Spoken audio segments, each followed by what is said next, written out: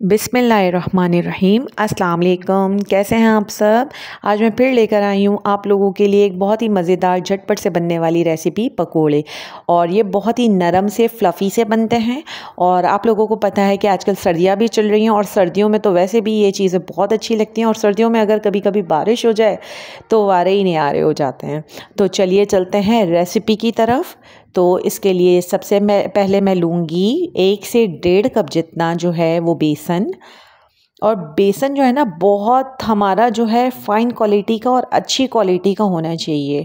ठीक है, इसी से हमारे पकोड़े बहुत अच्छे बनेंगे। फिर लिया 1 चम्मच ज़ीरा और आधी चम्मच जो है कुटी हुई मिर्च, आधी चम्मच हल्दी, 1 चम्मच भर के धनिया पाउडर, आधी चम्मच ज़ीरा पाउडर और नमक आप अपने हिसाब से रखिएगा।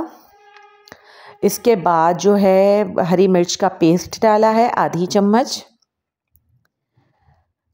और इसके बाद डाल रही हूँ मैं लहसुन का पेस्ट 1 चम्मच और 1 चम्मच अदरक का पेस्ट।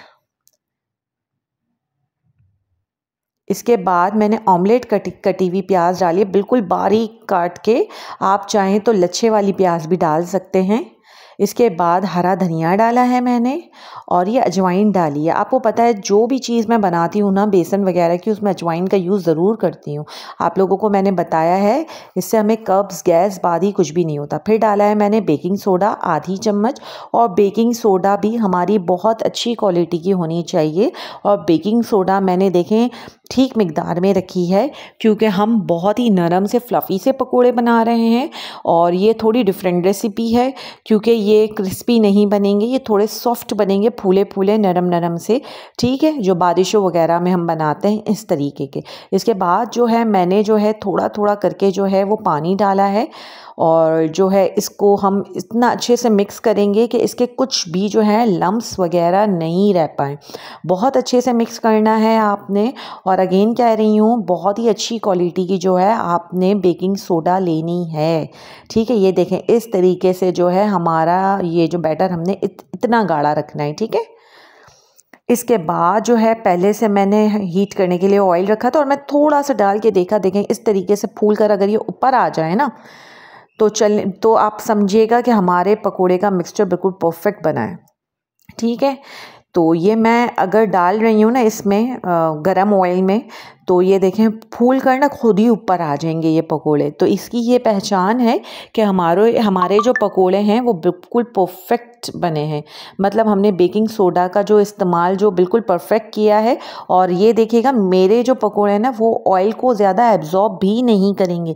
ये बिल्कुल परफेक्ट शेप में, अब देखें मैं कैसी भी शेप में डाली हूँ ना, ये पूरे गोलाई में खुद ही आ जाएंगे। तल कर जब मैं इसको निकालूंगी ना, आप देखिएगा ऑलमोस्ट ये जो है ना गोल शेप में होंगे ये पकोड़े।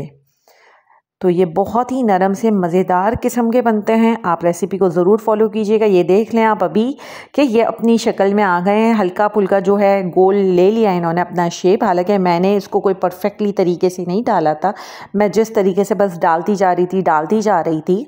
तो आप लोग इसको ज़रूर ट्राई कीजिएगा और मुझे जो है रिस्पॉन्स ज़रूर कीजिएगा। आपके कमेंट्स पढ़ने में मुझे बहुत ही मज़ा आती है व्यूअर्स। और ये हल्का हल्का करके मैं इसको टर्न कर रही हूँ एक कांटे की मदद से। कांटे की मदद से ये होता है ना कि बिल्कुल हमें आसानी हो जाती है। हल्का फुल्का होता है कांटा या स्पून वगैरह ना, तो चमचे से समटाइम ऐसा होता है कि टूटने का खतरा होता है। तो अब मैं इसको अब पलटूंगी चमचे से ही।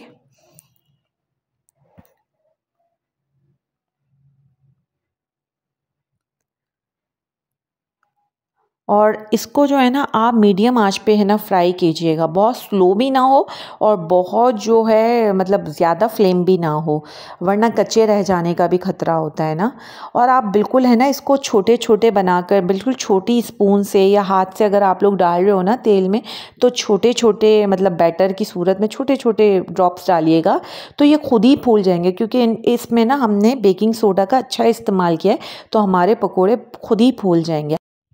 और मैंने बेकिंग सोडा अल्लाह ना करे इतनी ज़्यादा क्वांटिटी में नहीं रखी कि आप लोग परेशान हो जाएं कि पकोड़े हमारे तेल एब्जॉर्ब ज़्यादा करेंगे। इसका मतलब ये भी नहीं है, मतलब आपने क्वालिटी वाइज बेकिंग सोडा का अगर अच्छा इस्तेमाल किया है, क्वालिटी भी अच्छी है, आपने मिकदार में भी सही रखी है, तो आपके पकोड़े सिर्फ फूलेंगे और फूलने का ही काम कर देंगे और नरम बनने का काम देंगे। ठीक है, तो ये 2 टिप्स ज़रूर याद रखिएगा। बेकिंग सोडा का इतना ही इस्तेमाल करना है कि हमारे पकोड़े सॉफ्ट बने, फूल जाएं और तेल भी ज़्यादा एब्जॉर्ब ना करें। ठीक है, ये इस तरीके से देखें हमारे नरम नरम और जाल नुमा पकोड़े बने हैं और यकीन माने बिल्कुल भी तेल एब्जॉर्ब नहीं किया। तो ट्राई ज़रूर कीजिएगा और कमेंट्स में मुझे ज़रूर बताइएगा कैसी लगी ये रेसिपी। और अगर अभी तक मेरे चैनल को सब्सक्राइब नहीं किया तो प्लीज़ करके कर दीजिए, बेल आइकन को प्रेस कीजिए ताकि आपको मेरी रेसिपी मिल सकें, और प्लीज़ करके लाइक शेयर करना मत भूलिए। बहुत मुश्किलों से, बहुत मेहनत से और बहुत एफर्ट लगती है रेसिपीज़ बनाने में गाइस।